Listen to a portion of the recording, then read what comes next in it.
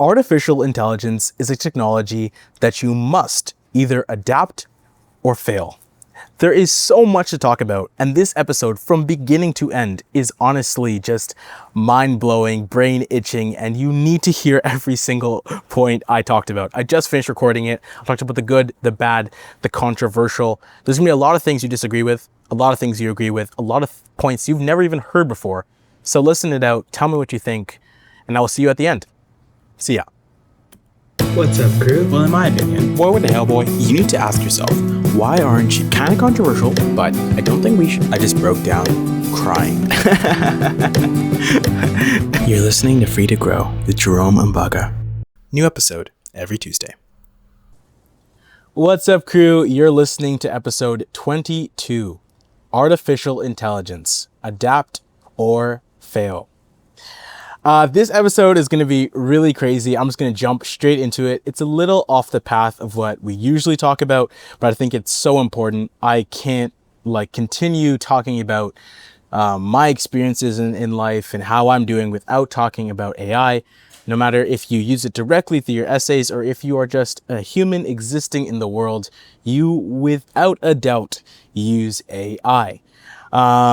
It is something that just bursted onto the scene in the last couple of years. I personally remember when my buddy came up to me, I think it was, I don't know what grade that would have been, maybe grade 9, maybe grade 10.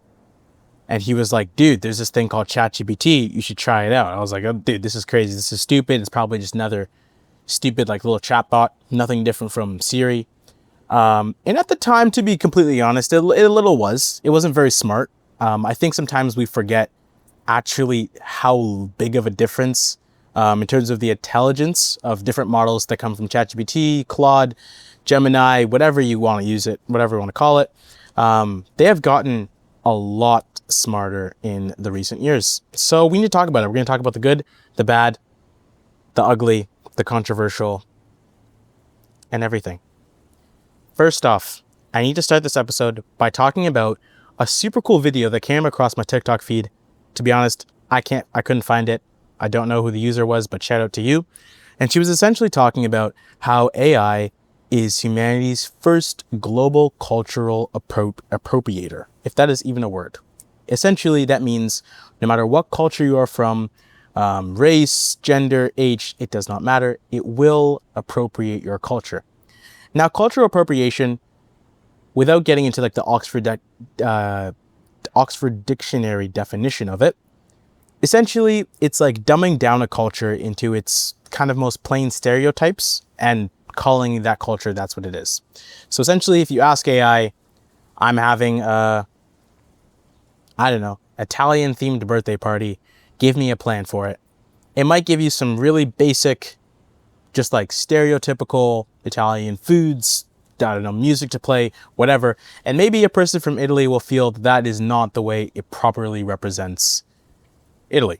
Same way if you asked it to host a Canadian birthday party, maybe it will be like, hey, go buy 10 bottles of maple syrup and put some Canadian flags up everywhere.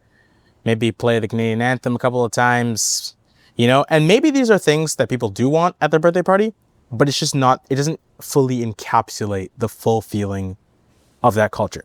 That's one small point I want to talk about. By the way, we're going to be moving very quickly from point to point because there's just so much to talk about. It is almost terrifying. Second point. Actually, you know what? Let's go to a good point now. This is kind of niche, but content workflow. This is something I personally experience a lot as I work on this podcast. I post different stuff up on Instagram, TikTok, YouTube, Spotify, whatever, so many different platforms. And honestly speaking, it's pretty hard to manage. It is pretty hard to manage, especially as we enter the summer. For one of my personal goals is I just want to put out a lot of content. I don't necessarily have a goal in mind. I just want to be consistently posting podcast episodes. I want to be posting 2 clips a week.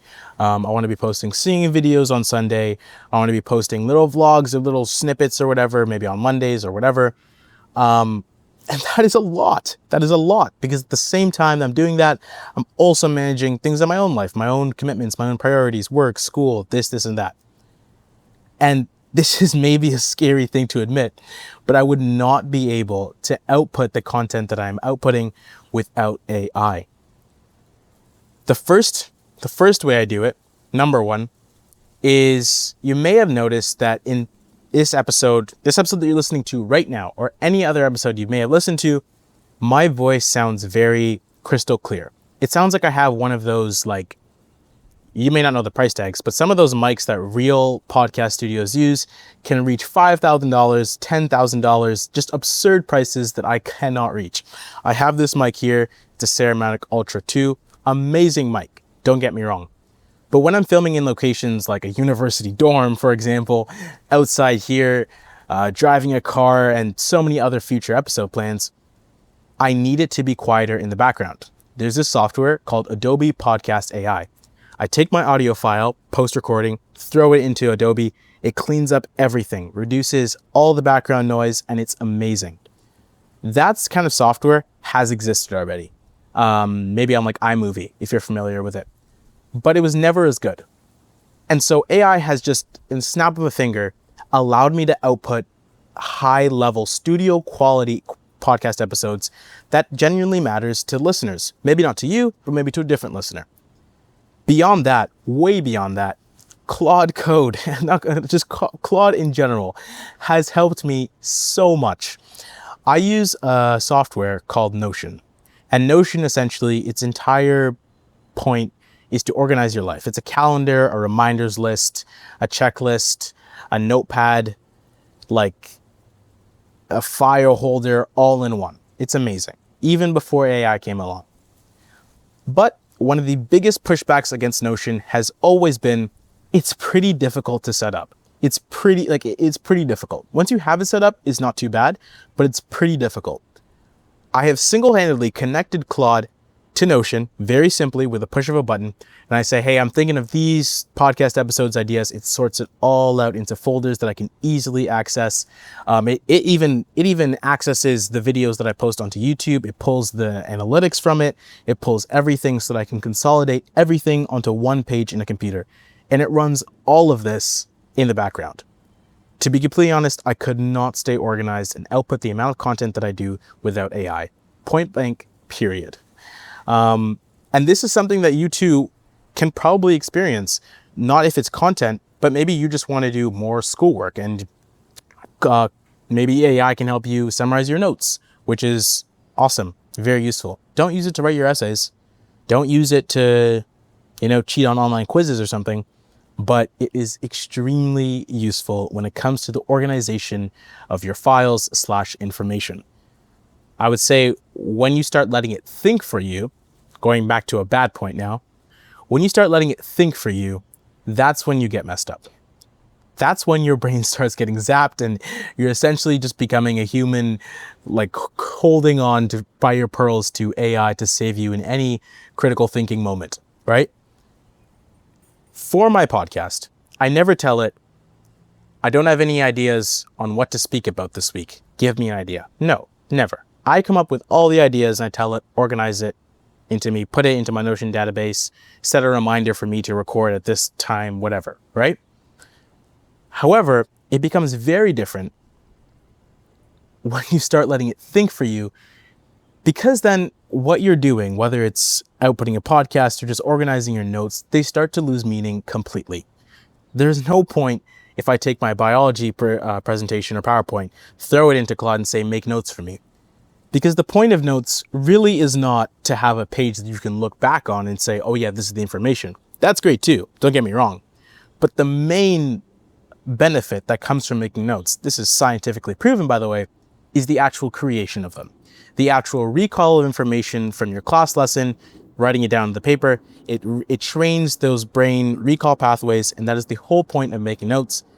And for me, when it comes to outputting content, the whole point is that I want it to be something that I want to talk about. I want it to be about a topic or about emotions that I deeply connect to, and that's something that AI cannot replicate. So if you start doing it, if you start using artificial intelligence to think for you, then you will fail. Going back to the title of AI, Adapt or Fail. So maybe referencing the title a bit, adapt doesn't necessarily mean use it a ton. It means use it properly, right? Okay, sorry, I am zooming because there's so much I want to talk about in this episode. A good thing. Here's a good, very niche way that I have used AI recently. I have this post on Instagram. I think it was in January. It was maybe like an end of the year post, end of the semester post kind of thing, right? And I have this photo with two of my buddies, right? It's an amazing photo. It just looks awesome. And I really wanted to post it, share with my friends, all that kind of stuff. But here's the problem. Me personally, no hate on anyone else, I don't like posting photos of myself that have alcohol in it on my public Instagram. It's not that I think it's trashy or anything. It's not necessarily anything to hide, but it's just not necessarily the public image I personally want to put out. I know that maybe as I grow the podcast more and more, hopefully we'll see what it becomes. It's just not something I necessarily want plastered all over my page. I'm not going to say I don't drink alcohol. That's a lie. But it's just not something that needs to be right there, you know? So I had this photo, full smiles, arms around my guys, right? But the problem is one of my friends, he was holding a beer can. And I was like, I don't really want to post this. Took the photo to Gemini and I said, remove the beer can from the photo. Spat the photo back out, perfect, like no changes to the face, no changing to the lighting, nothing at all. The only thing that changed was the beer can was removed from the photo. And it worked out so well because my buddy was holding the beer can kind of like this, right? So he had the beer can kind of like this and only these two fingers were out. What AI did is it cut the beer can out of the photo and all it looks like is he's holding a peace sign. And it's awesome. It's an awesome photo. No one could ever tell. And it was honestly a great use of AI. I got to share this photo of a great time with my friends to my other friends. And I didn't get to put alcohol up in my public story. It was a win-win for me. And I understand how that's a scary loophole to go down to. I understand how it's so easy to be like, okay, computer, make my smile better. Computer, put a sunset in the back. Computer, you know, just like spamming a whole lot of nonsense into there. But I felt that it was an appropriate use. And that's my decision. It's your decision how you want to tread those waters. But hey, maybe if you don't like doing that too, you just learned a new skill. You can now remove alcohol from your photos 50% of the time. Depends. Okay, back to a bad point. This is, I guess, in general. Actually, you know what? Before I want to say that, I want to say a little bit of a controversial and thought-provoking point, okay? When I heard this, I was like, wow. Again, another TikTok video that was on my feed. And what it said was, AI can write like anybody, which means the usher of artificial intelligence into modern day society has made it more important than ever to be able to write like you. And so let's break that down real quick. What that means is that if you are faced with an essay assignment in front of you, or let's just say you want to write an essay just for fun and push it out, right? Some people do that. Some people have blog posts, they have whatever they're writing, right? You can choose to use AI and say, hey, write me a couple of paragraphs about blah, blah, blah, blah, blah. It will spit out something that's honestly pretty good. Honestly speaking, it's pretty good. Just because our universities and whoever's checking your work, if anyone's checking your work, have AI detection software in them and will maybe fail you for that essay, it does not mean that that essay is inherently bad. AI can write, honestly, some pretty decent bodies of paragraphs and English literature. The problem with it, however, is that it can't, circling back, fully encapsulate the emotion that you can give. Because if you're writing about an experience that only you had, right? Claude Code wasn't sitting there next to you during that experience.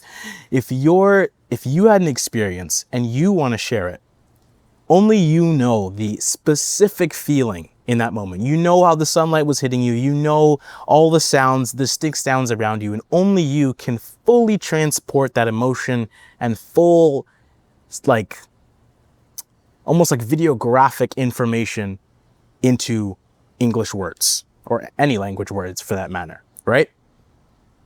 And so it has suddenly become so like, it's always been important and so like mind blowing. It's like, wow, this piece of work really conveyed emotion to me, right? But I feel that it's being more than ever appreciated to read something and it actually makes you feel. You know, like poetry has long been an important piece of English literature. No, I keep saying English. An important piece of literature in general. But I honestly believe that in coming years, we are going to see a very large increase in the appreciation for poetry because it is so refreshing to read something and feel happy by it, feel sad, feel rage baited, if you will. It's just better than reading that generic simplified prompt, if you will, you know? So that's something to keep in mind. Okay, something fully bad, AI music. Oh, good God. Oh my gosh. Here's the problem, okay? A couple months ago, there was this song, I don't know what it was even called. It was on TikTok and someone was doing some like stupid little dance to it. And I was like, wow, this song's kind of fire. I was bopping my head to it. So I said, okay, I'll search it up. I went to Spotify, searched it up.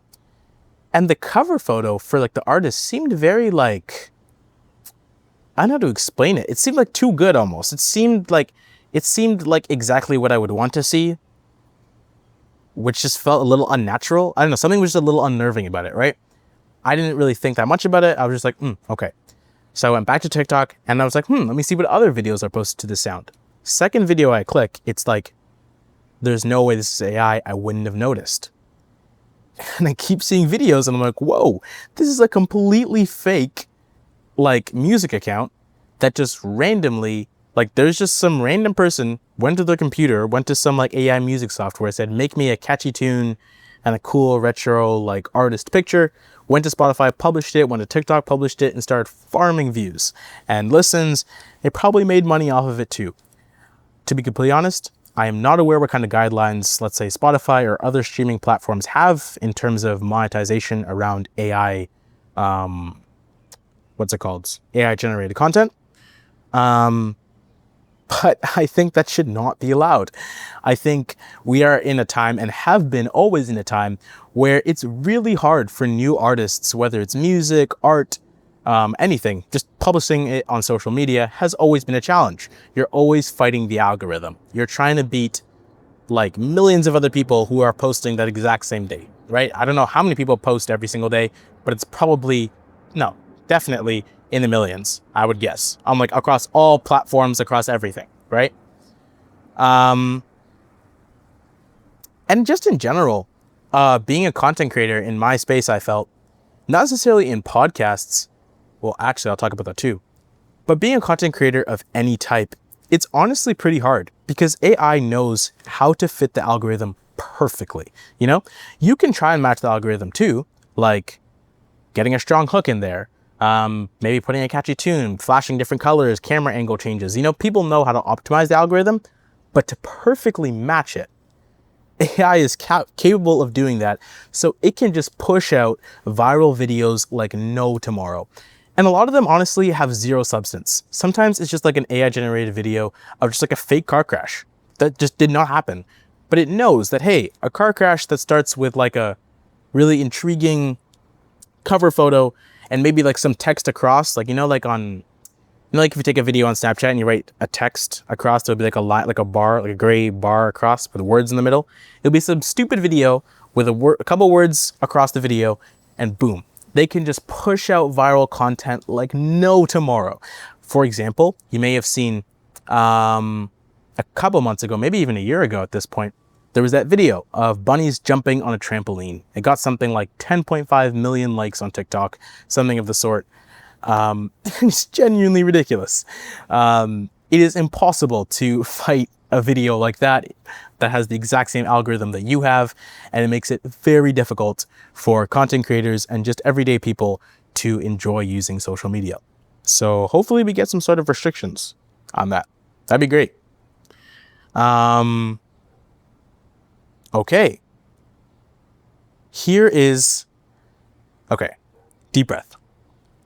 Here is a point that you need to understand, and you need to understand it right now.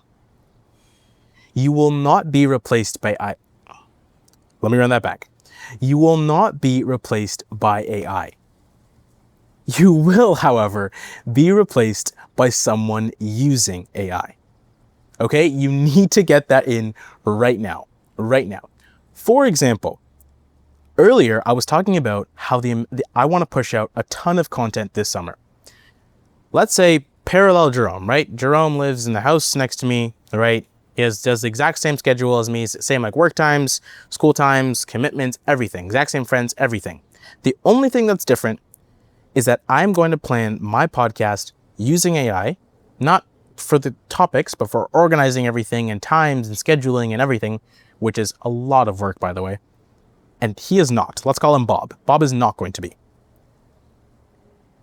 What I am saying is, I am not saying that an AI podcast will go and get more views than Bob, which honestly speaking is pretty possible. There are actually a lot of them on Spotify. Like if you search up, what's it called? Like sleep podcast, a lot of them are AI. You just don't really know it, but a lot of them are like bedtime stories. And it's just this AI reading it to you. You don't know.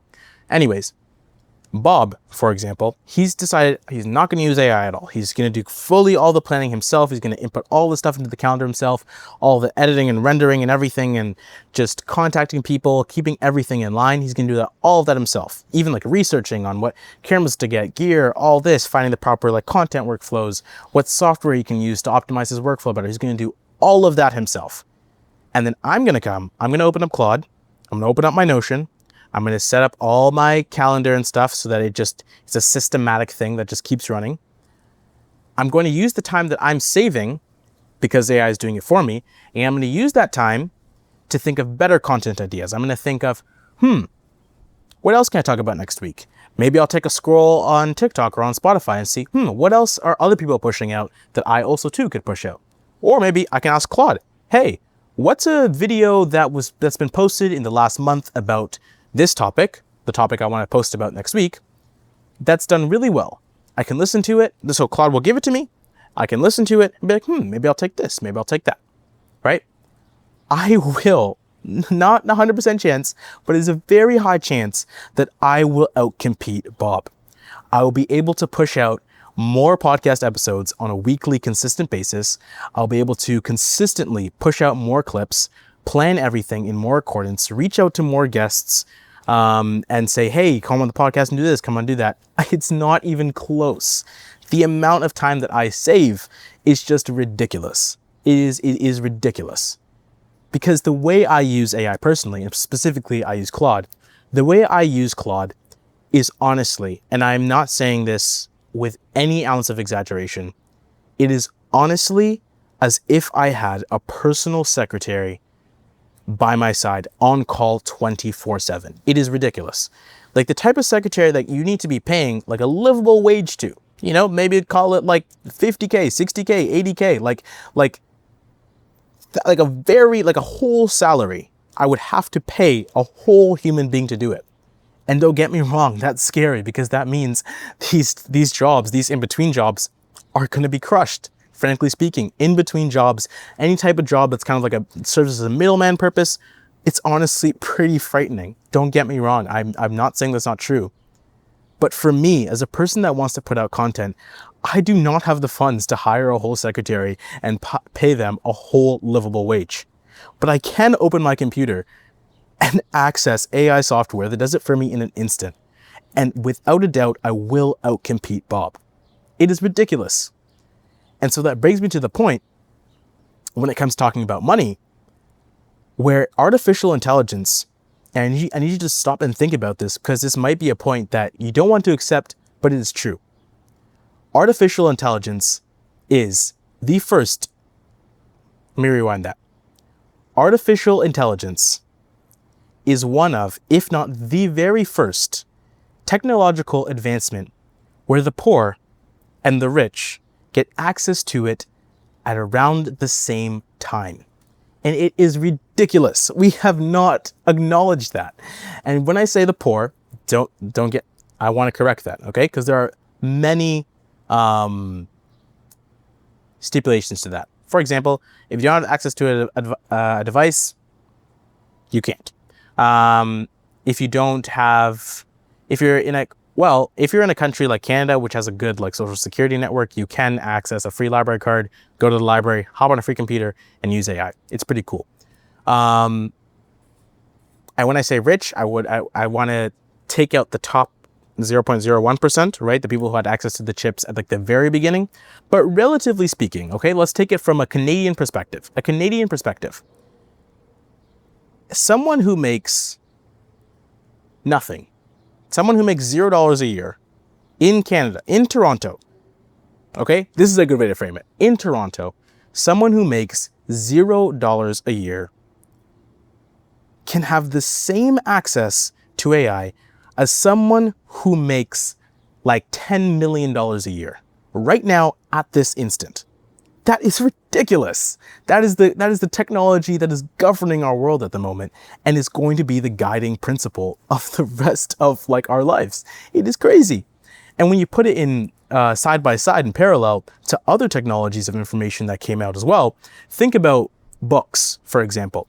When books first came out, like the printing press that allowed like mass, let's say even before the printing press, books when they first came out, that was considered to be an extremely high luxury that someone could own. That's like, wow, you own a book. That is ridiculous. Like you're like a millionaire. Because to make a book, you genuinely needed someone to go page by page and write everything or like scribble on it with ink page by page. So in order to buy that costs a lot of money. That's a lot of like wage fare, right, in between. And then the printing press came out. Way after books were first invented, by the way, and letters and all that kind of stuff. And then that enabled people to mass produce books, which greatly lowered the price of books, which absolutely decimated the field of people who wrote books, like for a living, who like, I'm not saying the authors, I'm saying the people who genuinely went and copied the book down to make several copies. That job died, completely decimated, but books were able to be accessed by the general public at large, which took some time to get used to, but it was there.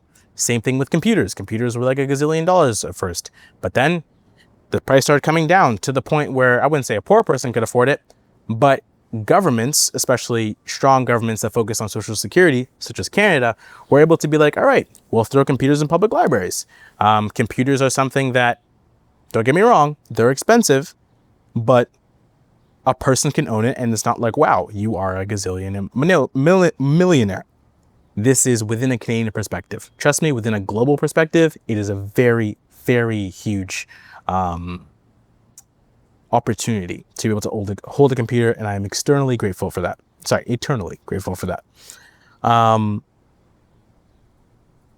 That was a bit of a yap session, but the point is that it is honestly giving you an incredible chance to catch up and habilitate yourself, such as my content workflow, to be able to take out maybe the routine, mundane tasks of your life and focus on what you actually would like to achieve, right? And so I think maybe you should reframe your mind in the sense that it's maybe not that AI will kill every single job. It's more that AI is going to force you to output a higher quality, right? So here's how I judge it. Here's how I judge any AI usage of anything. If there's a task where I can use AI, and if I use AI and my output quality is the exact same if I did not use AI, don't use it. Don't use it, okay? If you can output the exact same quality of something with or without AI, do not use it. Because that means you're just zapping your brain function. You're just making AI do something for you that you can do in the exact same time at the exact same quality, right? However, if AI lets you do something, it lets you do a task with higher output quality, then I think, maybe not for sure, but I think you should consider using it because it's letting you habilitate yourself. For example, if using AI for my podcast setup only let me, like, say, computer, give me ideas, and I blindly took the ideas and went and blapped it off on camera, right? That'd be bad because my output quality is the exact same. However, if I can use AI to organize everything, more consistently post out episodes, use the same amount of time that I would use to do the grudge work and contact people and say, hey, come on the pod. I would love to have you, and organize and do all these cool things. Then I think it's a valuable usage. Get what I'm saying? So maybe that's how you should question whether or not you should use it. Because I don't think you should get lost in it either. That would be a failure because you would be zapping your brain.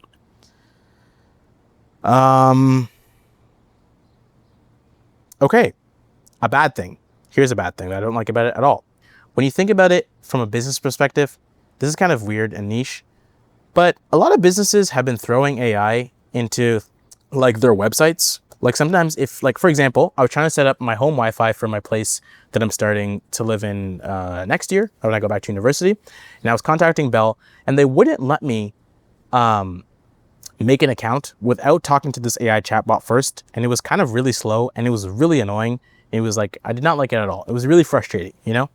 Or you'll maybe call their customer service line. You just get this bot talking to you. Frankly speaking, I have no clue whether that's AI or not. This could be false information. But there's been a very large increase on chatbots that are just slow, stupid, annoying. They're kind of like rage baiting you. It's just not a good time, right? At all. And companies have been putting those in so they can hire less customer service workers, which I think is really stupid. Really stupid. Another thing that businesses are going to suffer from, but this is kind of a good thing as a consumer, bad thing as a business, as a large business, I would say, is a lot of, and this is really intriguing, a lot of large businesses where their moats, essentially their customer base, is largely based upon human laziness, will suffer a lot. And what I mean by that is, let's say you're searching for, you want to go into the gym, right? You want to get back into the gym, and so your first thing is probably like, all right, I just need to buy like some sort of like maybe some sort of dry fit shirt, right? Maybe a pair of shorts. I don't know, something. So you search up online and you say gym shirt, right? Gym shorts, whatever you want to call it. The first thing that's probably going to pop up is probably going to be like Nike, Adidas, Gymshark, Young LA, you know, whatever, you name it. A lot of really big brands. I'm not saying they're the evil villainous of the world. Some of them are, but a lot of them are just really good companies that happen to, that cost their customers like their product a lot. Now they're bigger, you know, no hate. But I'm just saying they will come up first. That may seem like a really small detail to you, but I think we've grown accustomed to just completely forgetting how many pages on Google there are when you search up something. Most humans only look at the first like 3, 4, or 5 Google searches, but you forget if you search up like gym shirt, there's probably over 100 Google pages to that. You know, when you scroll all the way to the bottom, there's numbers 1, 2, 3, you can go to the next page and the next page and the next page. Let's say you are looking for that gym shirt, right? And last week I just started a gym clothing company brand, right? It's really good material. It's not like some cheap thing that will rip on you or like is too tight or whatever. You know, it's a good material. It's a fair price. It's made ethically, all that kind of stuff. You're not going to hear of it. Frankly speaking, you're not going to hear of it. You're only going to see the top few brands. And that's how a lot of these businesses survive. They know you are not going to take the time to scour the internet for a shirt that maybe is like $20 cheaper. Instead, you're going to go with the brand name you know, because you know you can trust it. You're going to spend $60 on a shirt that you probably could have got the exact same shirt that's made at like the exact same factory for like half the price if you went to like the 50th page of Google, right? And so what AI is going to be, and very soon, honestly speaking, is going to be able to enable you to do is bypass that. You're going to be able to search up, hey, what's the best like bang for my buck if I want to get a gym shirt? I want it to be good quality, but I'm not trying to get scammed, because paying $60 for a shirt that really cost like $3 to make, I don't want to do that. I can't afford that. It's just stupid. And so we're going to see, honestly, a large distribution of, I would say, customer bases, which is a really good thing for the economy. It's a really good thing for small businesses, and it's a really good thing for you as the consumer. So take that into mind. Okay, and this is a really cool point I want to talk about, a little off topic. And when talking about businesses and the consumer and all this kind of stuff, right? For me personally, as a person who's kind of just entering the adult world, I've come to realize that it almost feels for me that it's easier to obtain my kind of like dream off the grid life than it is for me to achieve my dream corporate job, if you will. It's easier for me to move to, I don't know, let's say Sweden and become a farmer, or Thailand and just work on a farm and do some random stuff. And I won't be rich. I won't be rich, but I'll be happy and live whatever, right? It's honestly, to be the most expensive thing in that course is the plane ticket there. It wouldn't be, if I fully committed to myself to that, it wouldn't be that hard to commit myself to that lifestyle. However, with the introduction of AI and how much more competitive everything is, and job cuts that we're going to be seeing, which is just horrifying, and the future outlook of the economic environment, which, trust me, I can yap days on, which is honestly horrifying, the effect that AI will most likely have on our economy.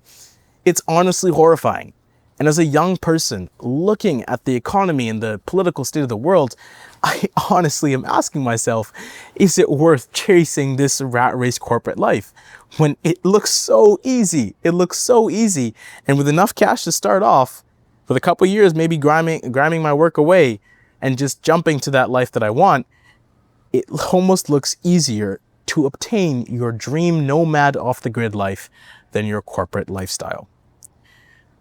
Something for you to consider, a little thought-provoking, and yeah, it's pretty crazy. This technology is ridiculous.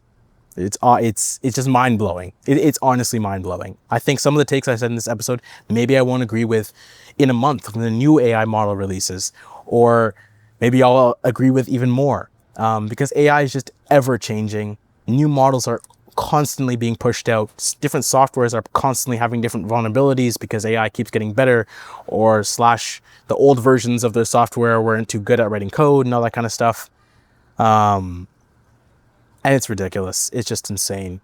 And an interesting concept that I want to talk about in a different episode altogether is AI as a therapist. I think it's honestly scary. I don't think you should use it because it just agrees with you way too much. Like, it can justify literally anything. You could be like, oh, I cheated on my girlfriend of like 10 years because I felt like it.